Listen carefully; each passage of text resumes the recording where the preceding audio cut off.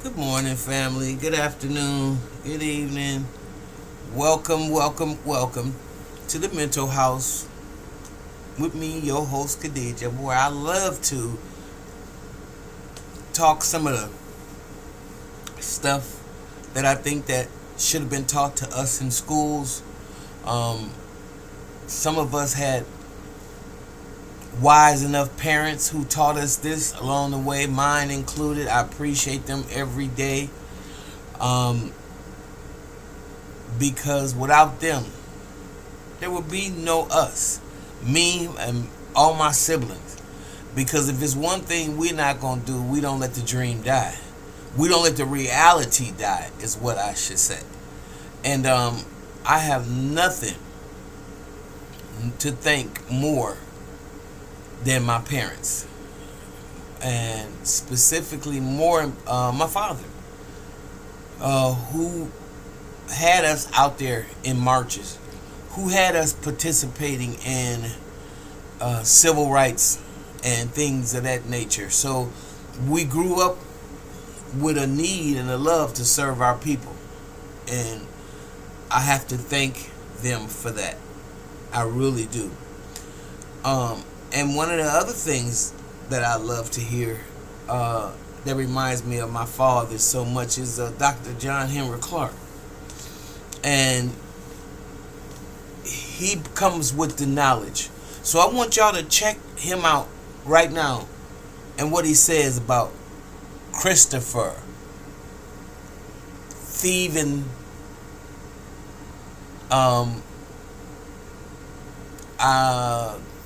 behind what he says about Christopher Columbus. Let's go. Geometry. Science. Columbus said that man and boy, I sailed up and down the Guinea coast for 23 years. Now, Magna with African sailors, he learned that there was a world out there. And he learned how, from African sailors, how to come to the so-called New World. When he arrived in the New World, he found Africans doing business with the Indians and minted corn. Christopher Columbus knew he discovered absolutely nothing. And the whole world has made a hero out of this faith. And among the Western heroes, I don't know a bigger fate than Christopher Columbus, who welched on his debts and who enslaved the very people who had befriended him, fed his crew, cleaned his ships, showed them how to make hammocks so they could swing in the breeze other than lay on these filthy floors. That it was Christopher Columbus, after the wholesale destruction of the Indians, who suggested the enslavement of the Africans. So he went to Father Bartholomew de las Casas, who went to Rome and made it official. If you see the ancient god of Vietnamese, he's black.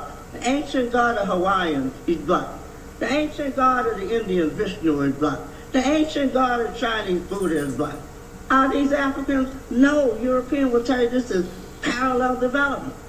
And we sit around and accept this because he wants to develop his concept of white supremacy. And if he wasn't there first, then it didn't happen. You have pyramids in Egypt. You have pyramids in West Africa, and you have pyramids in Central America. You have those great big thick-lipped, big-nosed megaliths in the Ivory Coast, and you have them in the Olmec civilization here. But did they cross the ocean? No, because Columbus discovered America. So, if everything around the equatorial belt is black and black culture and tropical people, why? How can we possibly believe that they went all the way up through Siberia and then dispersed? What is the purpose of such a stupid interpretation of the dissemination of humanity? That is how deep white supremacy goes. In the oceanic belt of the equator, what do you see? Little black people here, little black people here, little black people here, little black people. But did they go that way? Because they want to say the European was the first person to cross the Atlantic Ocean, right? Now, how difficult is it to get across the Atlantic Ocean? Well, maybe they didn't just come through the Bering Strait. Maybe they went across the Indian Ocean, which is twice as wide as the Atlantic, or the Pacific, which is 3 times as wide as the Atlantic. Rather than say Africans left the equator belt of Africa and went right across the Atlantic to Brazil. And there are no 25,000 or 30,000 year old fossils in Canada. Rather than tell you they came across the ocean, how difficult is it to get across the Atlantic Ocean?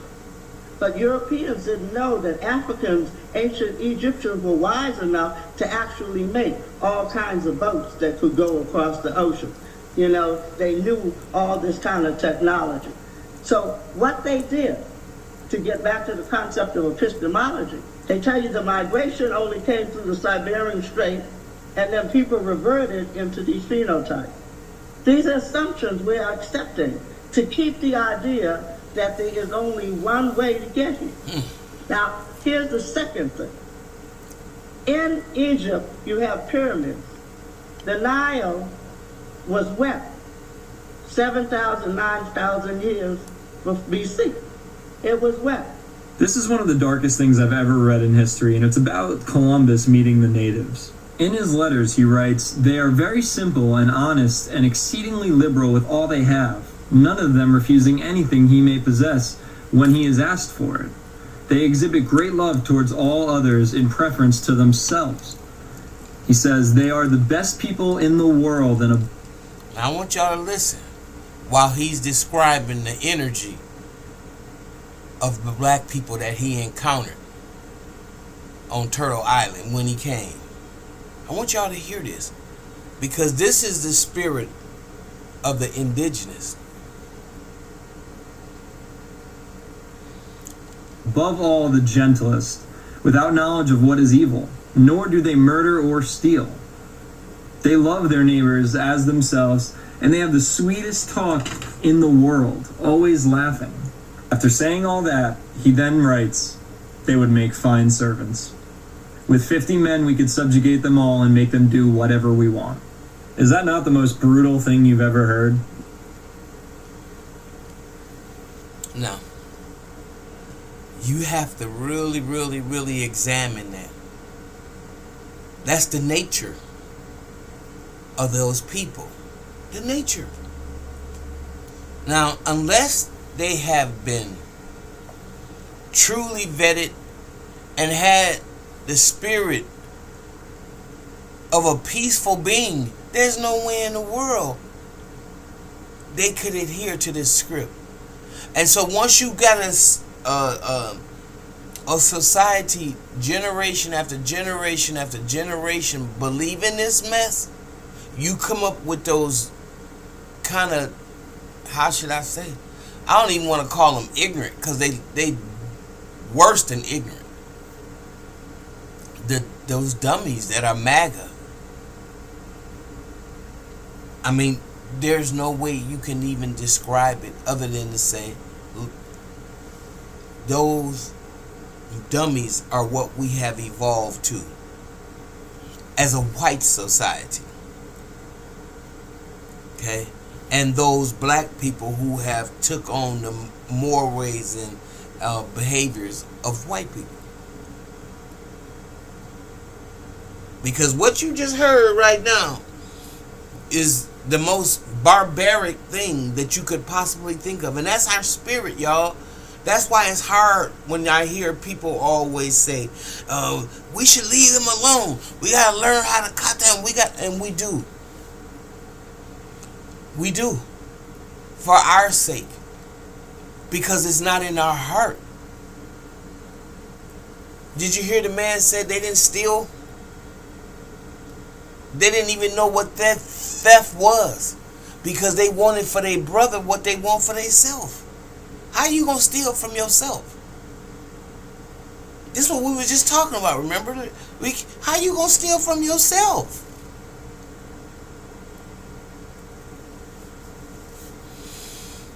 But the spirit of the European is more barbaric. While they looking to share with him, he's thinking, How can I take them? With 50 good men, we'll kill them all. That's a legacy that I wouldn't even want to be a part of. So no wonder you teach history in such an abhorrent context and a way. Because